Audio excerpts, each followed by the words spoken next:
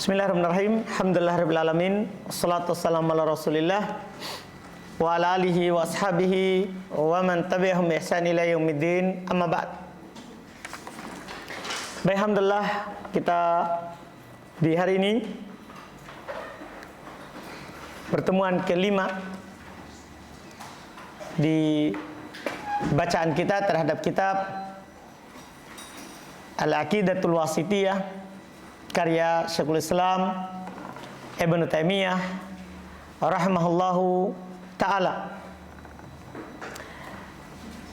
Kemarin ada yang tanya, apakah orang yang melakukan tahrif itu pasti kafir? Tahrif yaitu yang mentawil atau memalingkan makna ayat ke makna yang lain. Iya, apakah kafir? Dan kemarin Anda bacakan pernyataan pensyarah akidah Thahawiyah, yaitu Abil Izz bin Abdissalam Al-Hanafi Ad-Dimashqi. Dia katakan tahrif ala maratib. Tahrif itu hukum orangnya bertingkat-tingkat, kata beliau. Minhum ma yakunu kufran, di antaranya ada yang kafir.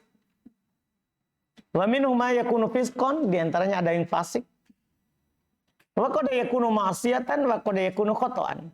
Kadang dia bisa dihitung maksiat, kadang dihitung sebagai apa? Khata', kesalahan. Iya. Ana janjikan kemarin kita akan lihat apa penjelasan dari ucapan Ibn Abdul Izz ini, Ibn Abi Al-Izz Al-Hanafi rahimahullahu ta'ala.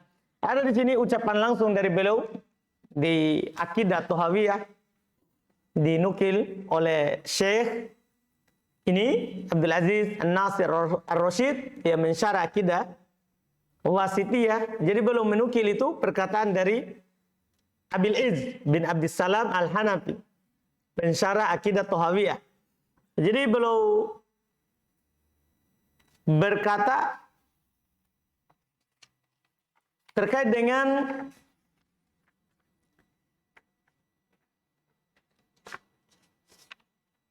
ucapan dari Imam At-Tahawi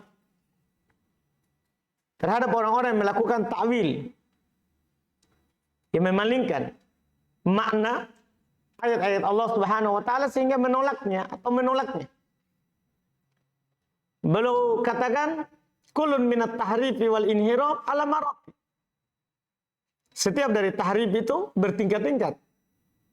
Faqad yakunu kufran, wa qad yakunu fisqan, wa qad yakunu ma'siyatan, wa qad yakunu khata'an. Ini bunyi dari pernyataan Abil Izz Al-Hanafi rahimahullah. Beliau ulama Hanafiyah. Beliau adalah Imam Al-Qadhi.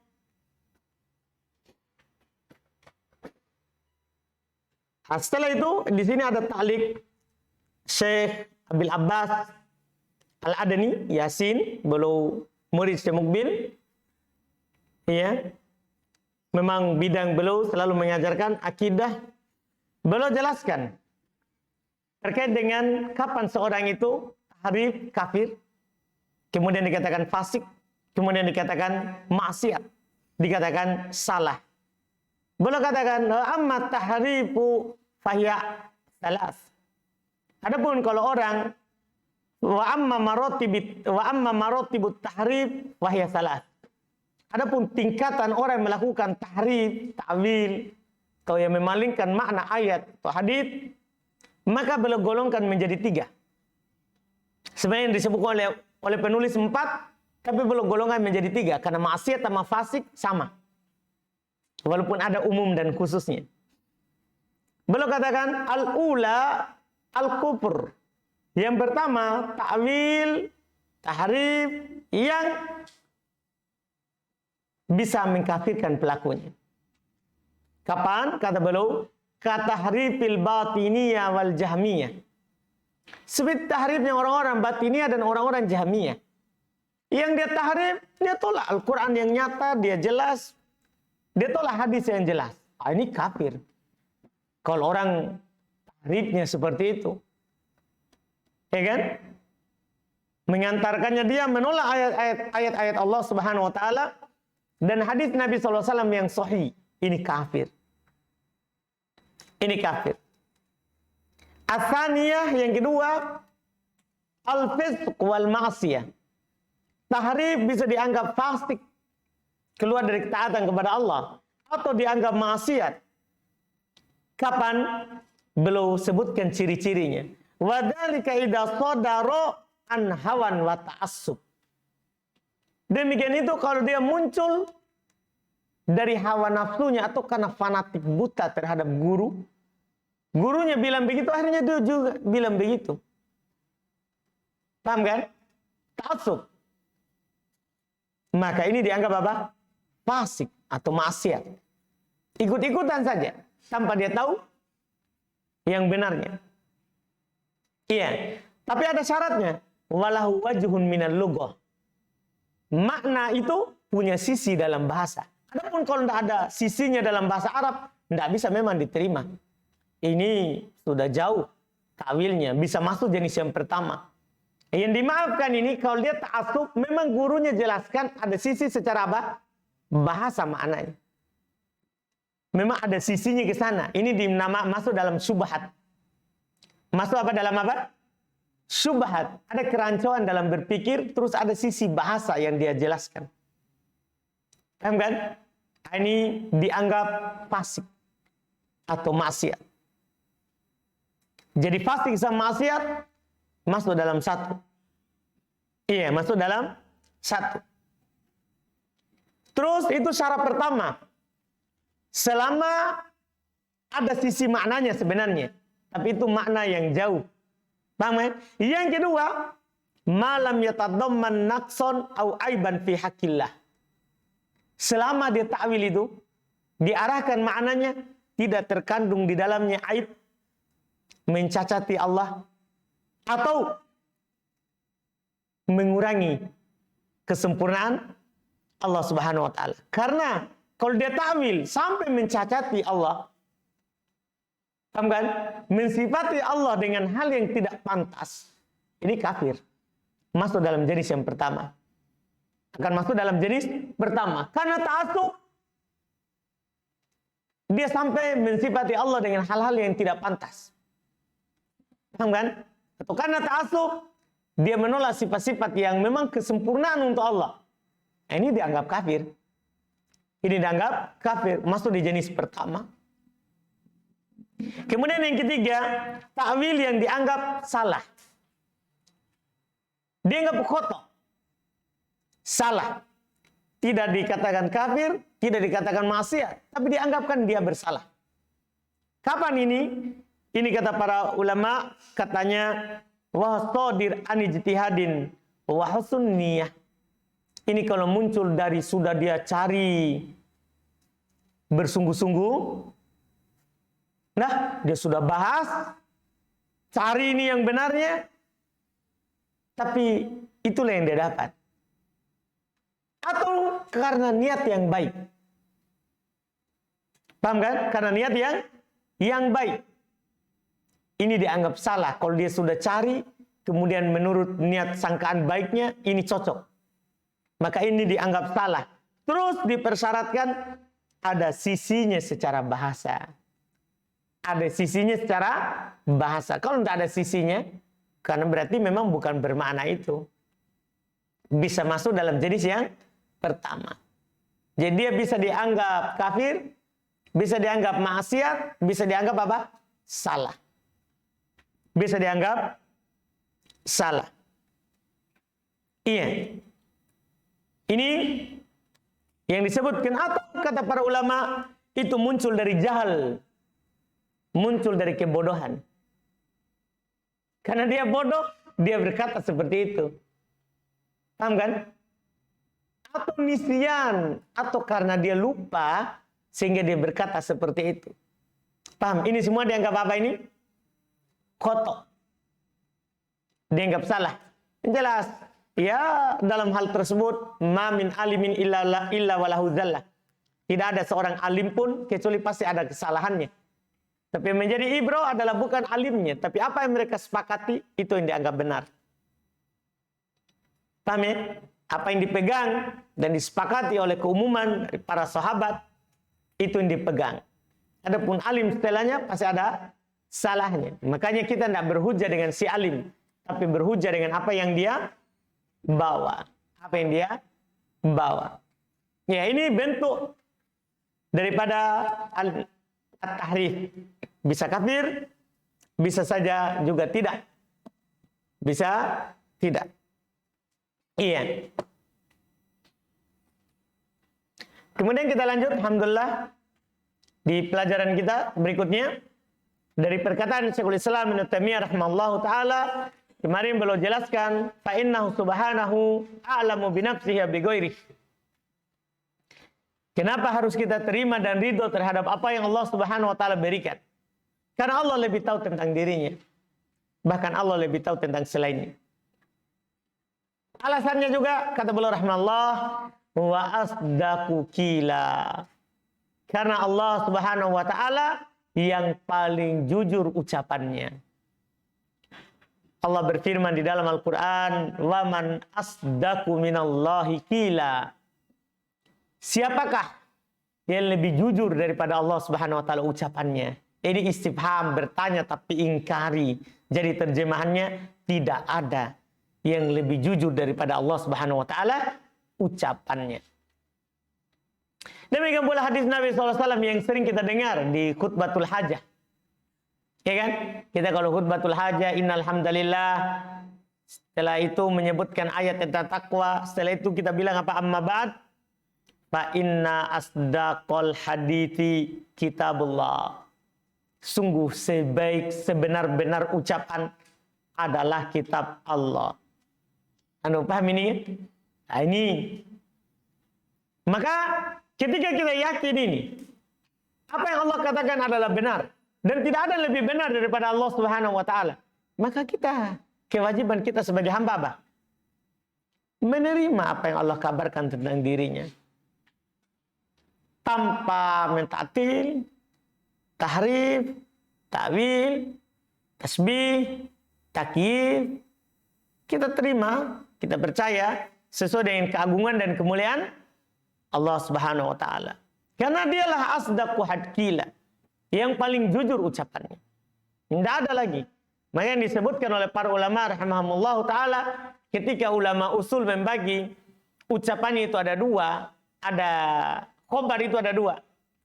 Khobar itu ada dua. Ada berupa ikhbar, pengabaran, dan ada berupa ya insya. Kalau insya pasti benar, kalau ikhbar bisa benar, bisa salah. Tapi itu selain khobar Allah dan Rasulnya. Selain berita dari Allah dan berita dari Rasulnya. Paham kan?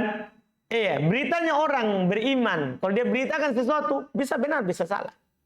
Tapi kalau khobar Allah dan Rasulnya, pasti benar. Pasti apa? Benar. Karena Allah katakan, tidak ada yang lebih benar beritanya daripada Allah Subhanahu wa ta'ala. Dan juga Nabi yang katakan, inna asdaqal hadithi kitabullah. Sungguh, ucapan yang paling benar adalah kitabullah. Jadi apa yang terlapatkan dalam Al-Quran, tidak ada yang tidak benar. Itu harus diyakinkan. Kemudian berikutnya kata beliau, wa ahsanu haditsan min khalqihi.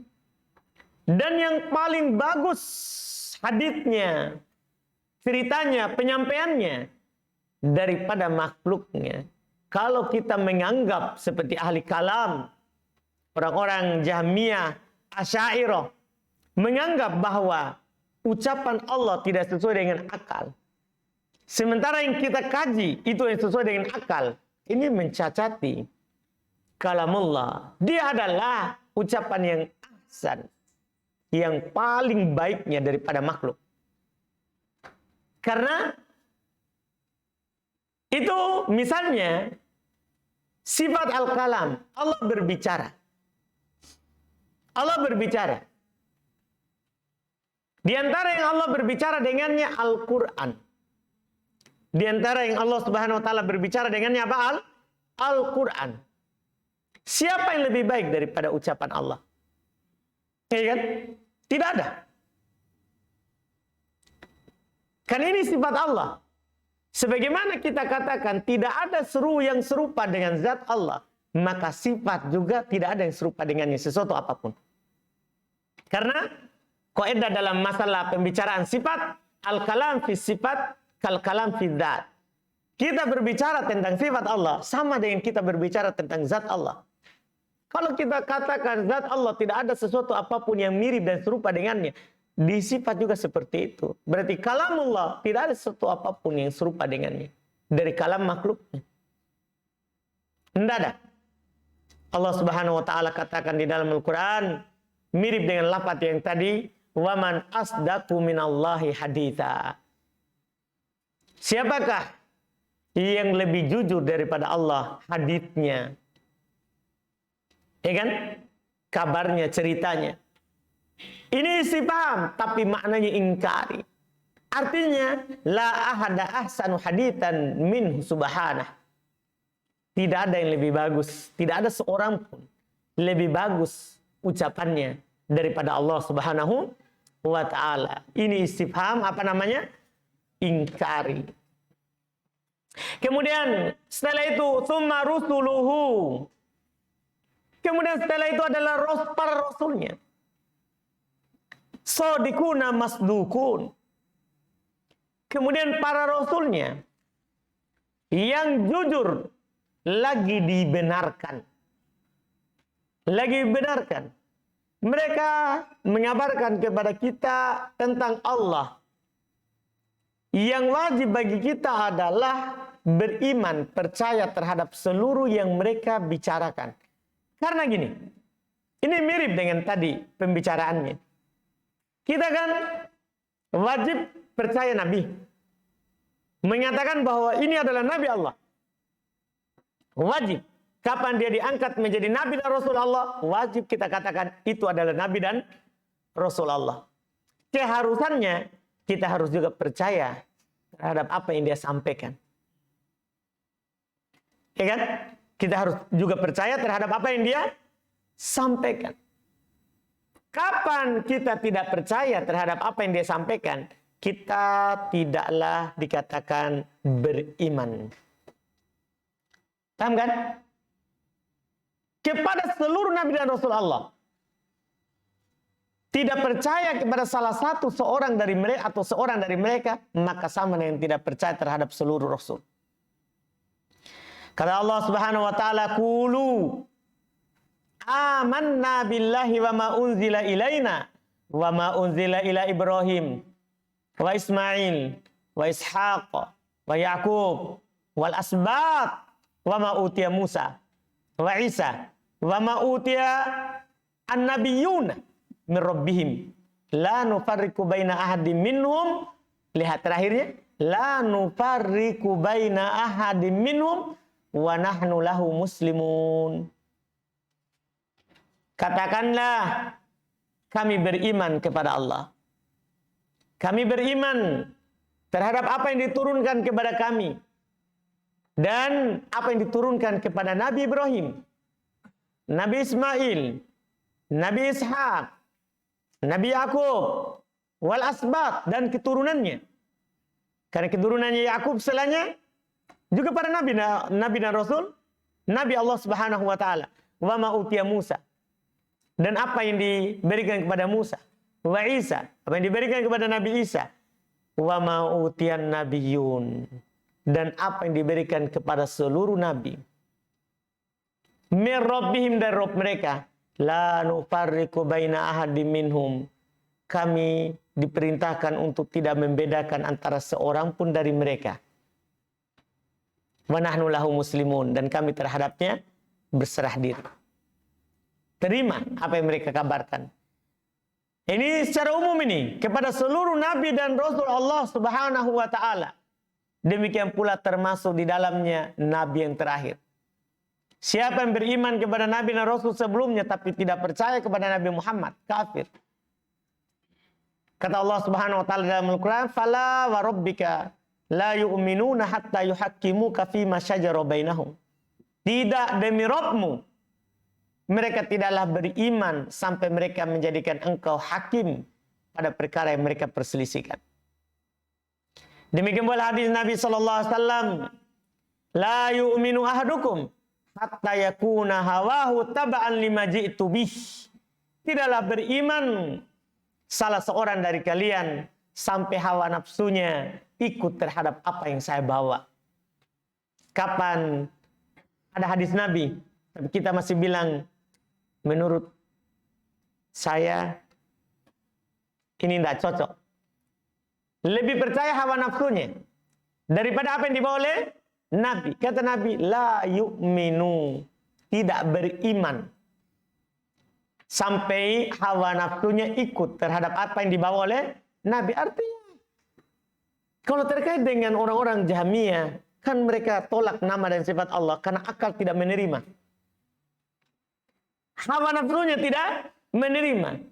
Tidak dikatakan beriman sampai hawa nafsumu, akalmu ikut syariat. Paham kan? Karena akal kita diberikan bukan untuk menghukumi syariat, tapi untuk memahami dan menerima syariat. Kalau akal kita tidak mampu memahaminya, yang wajib bagi kita adalah mengimaninya. Paham kan? Bukan sebaliknya. Walaupun kalau akal seorang sehat tidak akan bertentangan dengan nas yang sahih. Dipahami kan? Itu kalau ada orang mempertentangkan antara nas, dalil dengan akal, berarti akalnya tidak sehat. Akalnya sudah tidak sehat. Dipahami kan? Dan seharusnya kalau akalnya memang tidak bisa terima, yang harus dia lakukan, percaya terhadap apa yang disampaikan oleh Nabi Muhammad sallallahu alaihi wasallam dalam seluruh perkara, termasuk terkait dengan Allah Subhanahu wa taala. Kan ini masalah besar. Masalah besar. Karena mereka adalah, kata beliau, shadiqun masdukun. Mereka adalah orang-orang yang benar, terpercaya, lagi dipercaya. Makanya kata Nabi sallallahu alaihi wasallam, ya, afala ta'manuni wa ana aminum man fis sama. Tidakkah kalian percaya kepadaku? Sementara ini saya adalah kepercayaan yang ada di langit. Kata Ibnu Mas'ud radhiyallahu taala anhu, haddatsani shadiqul masduq. Telah menyampaikan kepada saya orang yang jujur lagi dibenarkan. Maksudnya siapa? Nabi Muhammad sallallahu alaihi wasallam. Ini pegangannya ahli sunnah wal jamaah atau Ifatul Mansurah. Mereka menetapkan apa yang ditetapkan oleh Allah dan menafikan apa yang dinafikan oleh Allah Subhanahu wa taala. Mereka percaya kepada Allah, demikian pula mereka percaya kepada Nabi Muhammad SAW. Kepada Nabi Muhammad SAW. Bihilafil ladina yaqulun 'alallahi ma la ya'lamun. Berbeda dengan orang-orang yang berkata atas nama Allah pada apa yang mereka tidak punya ilmu tentangnya. Mereka bilang, ya, kalau orang Jahmiyah jelas ya, mereka tolak seluruhnya. Orang-orang Asy'ariyah yang mengaku orang pertengahan. Mereka mengaku pertengahan. Tapi karena mengaku pertengahan, akhirnya menetapkan sebagian, menafikan sebagian. Berbicara tanpa ilmu. Karena mereka sendiri yang bagi. Ini sifat wajib untuk Allah. Ini sifat tidak bisa untuk Allah. Jadi dia tetapkan sifat wajib. Dan dia tidak tetapkan sifat yang tidak wajib. Ya sama. Bedanya yang tadi, kalau Jahmiyah ditolak semuanya. Tidak cocok untuk Allah semuanya. Kalau Asy'ariyah dia tetapkan sebagian. Ini lebih jelek. Lebih buruk daripada menolak semuanya. Kenapa? Karena tadi hukumi langsung tidak ada yang diterima. Kalau ini, dia menghukumi Allah. Ini buruk. Ya siapa dia? Menghukumi ini wajib bagi Allah, ini tidak wajib. Tidak ada yang berani seperti itu.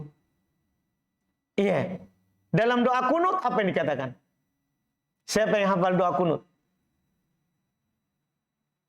Innaka, diantar pernyataan, innaka taqdi wala yuqda alaik.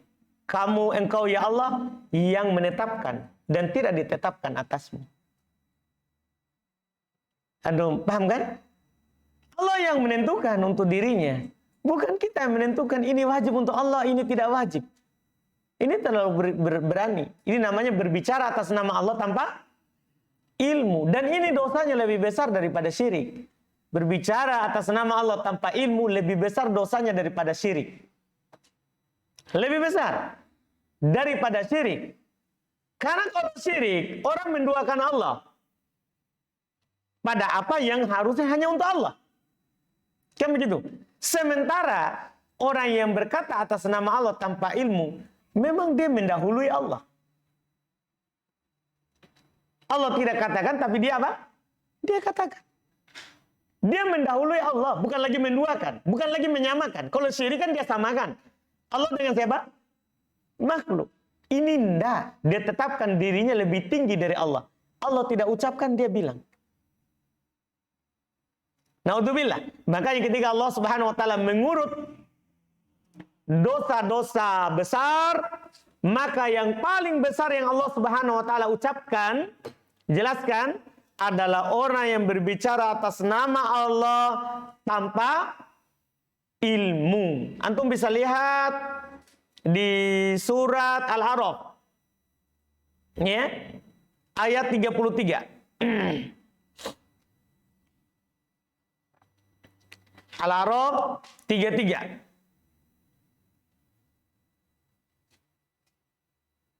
Jadi Allah Subhanahu wa taala katakan innama harrama rabbiyal fawahisha. Kul, Allah katakan kepada Nabi Muhammad, kul, katakan wahai Muhammad kepada umatmu, innama harrama rabbiyal fawahisha ma dhahara minha wa ma batan. Sesungguhnya Rabbku hanya mengharamkan perkara-perkara yang keji, baik yang nampak ataupun yang tersembunyi. Wal ithm, dan perkara dosa. Itu berikutnya. Wal bagi, dan pelampaui batas pada hak manusia. Bighairil haqqi, tanpa ada haknya. Membunuh jiwa yang diharamkan. Mengambil harta yang diharamkan. Ya kan? Tanpa hak. Wa antusyriku billahi ma lam yunazzil bihi sultana. Setelah semua itu dosa melampaui batas kepada manusia, dikatakan dan kamu mempersekutukan Allah ya dengan sesuatu yang Allah tidak turunkan kepadanya sultan. Sultan maknanya hujjah. Dalil. Itu berikutnya dosa yang besar. Setelah maksiat, kemudian dosa sesama manusia, melanggar hak, setelah itu melanggar hak Allah. Itu berikutnya. Setelah melanggar hak manusia, dosa berikutnya melanggar hak Allah Subhanahu wa taala. Setelah itu kita lihat setelah syirik. Setelah syirik, wa antaqulu 'alallahi ma la ta'lamun. Dan kamu berucap atas nama Allah apa yang kamu tidak ketahui. Kamu berucap atas nama Allah Subhanahu wa taala atas apa yang kamu tidak ketahui. Jadi Allah mengurut dari dosa yang semua dosa besar, tapi yang paling mending sampai yang paling parah. Yang paling tingginya apa? Jadi dia setelah syirik. Setelah syirik. Makanya beliau bilang, orang yang benar, al-firqatun najiyah, thaifatul mansura, akidah ahli sunnah wal jamaah. Mereka menetapkan apa yang Allah tetapkan, tanpa membagaimanakan, tanpa menolak, tanpa menyerupakan. Ya kan? Tanpa ada tahrif, ta'wil. Dan mereka menafikan apa yang Allah nafikan dan apa yang Nabi nafikan. Berbeda kata beliau dengan orang-orang yang berbicara atas nama Allah tanpa ilmu. Karena orang yang menafikan apa yang Allah tetapkan berarti tanpa ilmu. Karena Allah tetapkan dia malah nafikan. Pasti tanpa ilmu. Paham kan? Atau musyabbiha. Orang yang menetapkan tapi menyerupakan dengan makhluk. Ini juga berbicara tanpa ilmu. Karena Allah bilang tidak ada yang serupa dengan Allah. Dia pergi serupakan. Berarti berbicara tanpa ilmu, tanpa ada hujah yang diturunkan oleh Allah Subhanahu wa taala. Orang yang menetapkan sebagian dan menolak sebagian, yang mengaku yang pertengahan. Iya. Juga tanpa ilmu. Karena tidak boleh kita menolak apa yang ditetapkan oleh Allah. Semuanya. Tidak bisa kita hanya menetapkan sebagian, menolak sebagian. Itu semua berbicara tanpa ilmu. Itu lebih besar daripada syirik. Lebih besar daripada syirik. Iya. Nabi ini tadi itu ayat yang pertama. Terkait dengan urutan dosa. Dan ini dilarang di dalam Al-Quran. Kata Allah Subhanahu wa taala, "Wala taqulu lima tasifu alsinatukumul kadhiba hadza halal wa hadza haram. Litaftaru 'alallahil kadhiba." Jangan berucap dengan apa yang dikatakan oleh lisan kalian yang dusta. Ini halal, ini haram.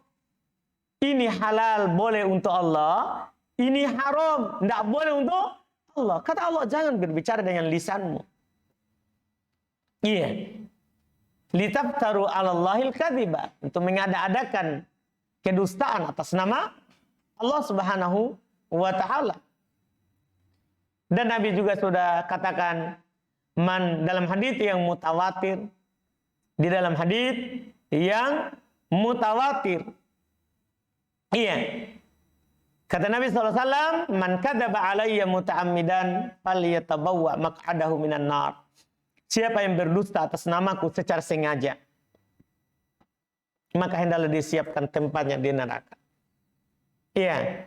Kata Ibnul Qayyim rahimallahu taala, "Fal qawlu 'ala Allahi bighairi ilmin kabairid dzunub. Sawa'un kana fi asma'illahi wa sifatihi wa af'alihi." Iya. Berbicara atas nama Allah tanpa ilmu itu termasuk dosa besar. Sama saja apakah itu di nama-nama Allah, sifat-sifat Allah, atau perbuatan-perbuatan Allah. Ya kan? Sama saja semuanya. Walihada qala subhanah. Oleh karena itu Allah Subhanahu wa taala berfirman, kata beliau, "Subhana rabbika rabbil izzati amma yasifun. Wassalamun alal mursalin. Walhamdulillahi rabbil alamin." Karena itu Allah berkata, Allah berfirman, Subhana Rabbika, maha suci Rabbmu. Rabbil izzati, Rabb yang maha mulia. Amma yasifun, dari apa-apa yang mereka sifat. Iya, dari apa-apa yang mereka sifat. Ini sebenarnya bantahan terhadap orang-orang Yahudi, orang-orang Nasoro, orang-orang musyrikin. Kalau orang Yahudi bilang Uzair anak Allah. Orang Nasoro bilang Isa anak Allah. Orang musyrikin bilang malaikat anak perempuan Allah. Paham kan? Semuanya. Allah katakan Subhana rabbika rabbil izzati amma yasifun. Maha suci Rabbmu. Rabb yang maha mulia dari apa yang mereka sifat. Allah tidak ada. Kalau punya anak berarti serupa. Kan namanya anak itu biasa serupa dengan orang tuanya. Iya kan? Ketika mereka mengatakan itu, berarti dia katakan ada yang serupa dengan Allah. Maha suci Allah. Makanya dikatakan dalam surah Al-Ikhlas, lam yalid walam yulad. Kenapa? Karena itu keharusan di awal ayat. Kul huwallahu ahad. Katakan Allah maha tunggal. Berarti lam yalid walam yulad. Kalau maha tunggal berarti tidak punya anak dan tidak diperanakan. Anda paham? Ketika ada orang mengatakan seperti itu, maka subhana rabbika rabbil izzati amma yasifun. Maha suci Rabbmu, Rabb yang maha mulia dari apa yang mereka katakan. Dan keselamatan atas para rasulnya. Walhamdulillahi rabbil alamin. Dan segala puji bagi Allah, Rabb alam semesta. Iya.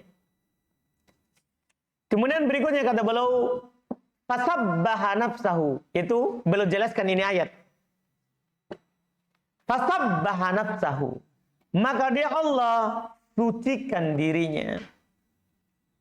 Dia Allah sucikan dirinya amma wasafahu bihil mukhalifuna lirrusul, dari apa-apa yang disifati oleh orang-orang yang menyelisihi Rasul.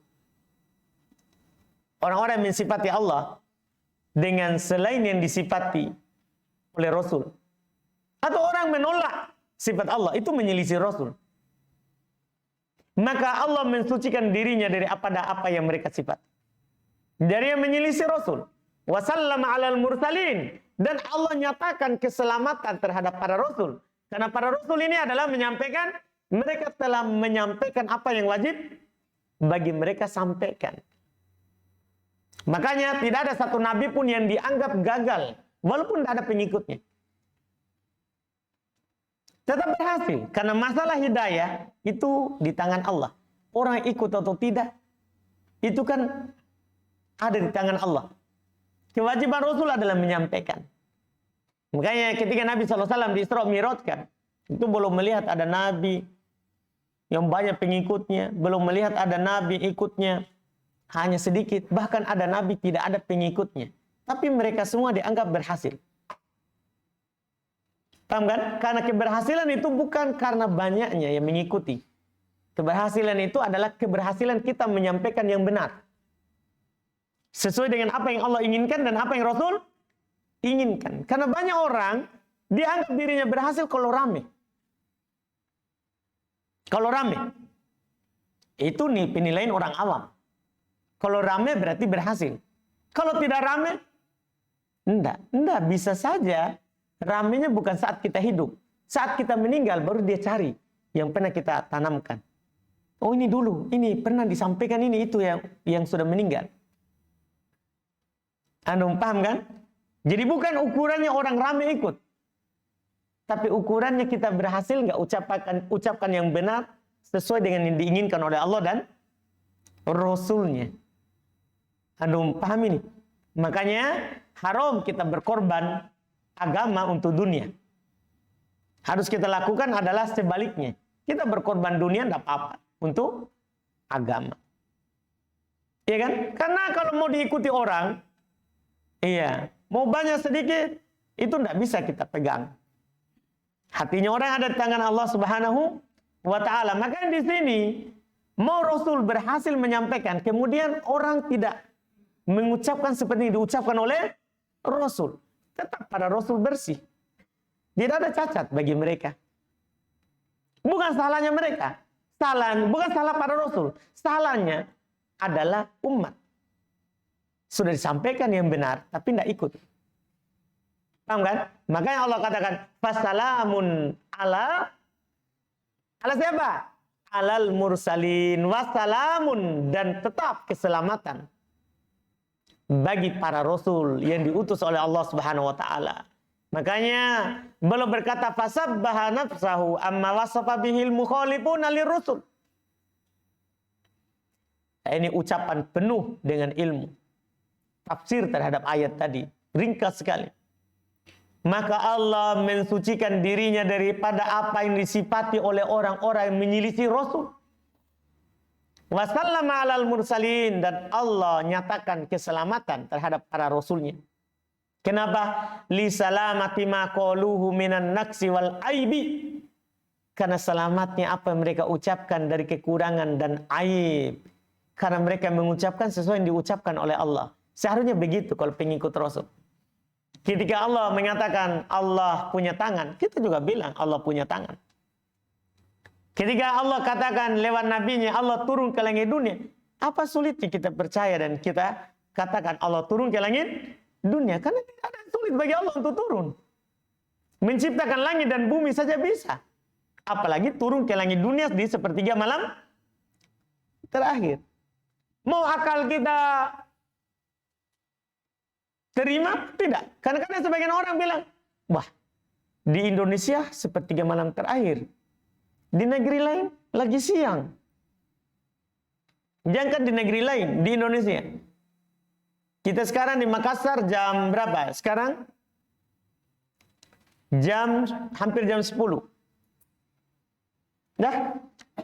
Iya. Jam 9.45. Sekarang di Papua jam berapa? 10.45. Di Aceh? Kurang berapa kalau di Aceh? Hah? 1 jam saja? Wah, saya kira 2 jam. Baik. Begitu. Apakah sulit bagi Allah mengaturnya? Ini manusia yang beda jam. Iya kan? Semua yang dari Aceh, ada di Aceh, ada Papua. Beda permintaannya.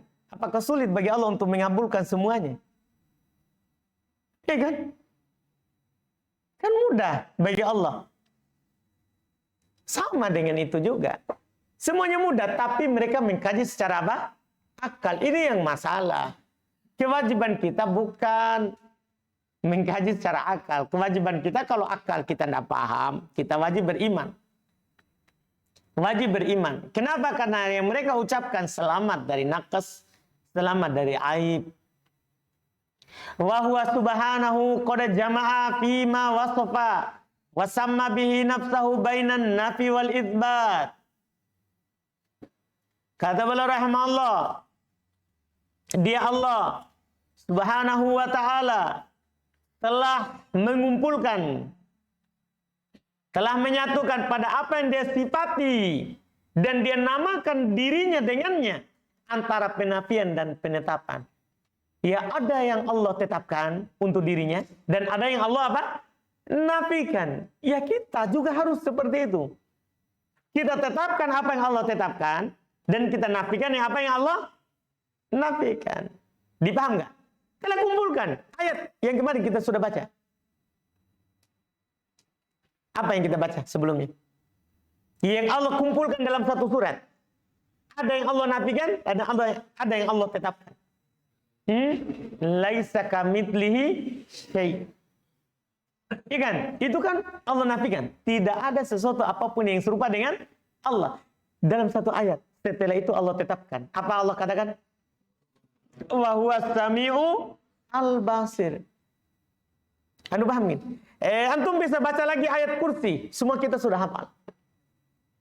Di ayat kursi, satu ayat. Ada penafian, ada penetapan. Coba baca. Allahu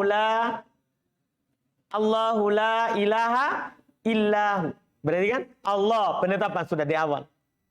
La ilaha illahu. Tidak ada yang berhak disembah kecuali dia. Terus. La ta'khuduhu sinah. Penafian. Allah tidak dihinggapi yang namanya sinah. Sinah itu muqaddimatun naum. Pendahulu dari tidur. Sebelum orang tidur, dia sinah dulu. Hah? Ngantuk dulu. Allah nafikan. La ta'khuduhu sinatun. Wala naum. Tidak pula tidur. Ini sifat apa namanya ini? Penafian. Kita nafikan. Kalau Allah nafikan, Allah tidak tidur, tidak kantuk. Kita nafikan juga. Karena Allah yang menyatukan seperti itu. Terus, la ta'khudhu sinatu wala naum. Lahu ma fis samawati wa ma fil ardh. Terus, man dalladzi yashfa'u indahu illa bi'izni. Terus, ya'lamu ma baina aydihim. Ya'lamu. Sifat itsbat. Allah mengetahui. Ini sifat namanya. Allah mengetahui. Sifat al-ilm. Ma baina aydihim wa ma khalfahum. Apa yang di depan mereka dan di belakang mereka. Terus, wala yuhituna bihi wala yuhituna bisyai'in min ilmihi. Sama, min ilmihi. Sifat penetapan bahwa Allah punya ilmu. Terus, illa bima syaa. Sifat apa? Sya'a. Sifat masyiah. Allah punya kehendak. Terus, wasi'a kursiyus samawati wal ardh wala ya'udu hibduhuma. Terakhir, wa huwa al-ali al-azim. Sifat al-ali, Allah Maha Tinggi. Sifat al-azim, Allah Maha Agung. Ini kan di satu ayat Allah tetapkan untuk dirinya dan ada yang dinafikan. Kita seharusnya seperti itu, percaya bahwa ada sifat yang ditetapkan untuk Allah Dan ada sifat yang dinafikan untuk Allah Subhanahu wa ta'ala. Antum bisa pahami ini? Harus seperti itu. Karena Allah telah mengumpulkan untuk dirinya pada apa yang Allah sifati dan apa yang Allah namakan. Antara an-nafi wal isbat. Antara penafian dan penetapan. Artinya itu untuk mengajarkan kepada kita bahwa kita nafikan itu tidak boleh lewat akal. Kita juga tetapkan tidak boleh lewat akal. Harus lewat syar'i. Maka kata beliau rahimahullah, atau besok itu ya. Berikutnya, baik berikutnya. Alhamdulillah.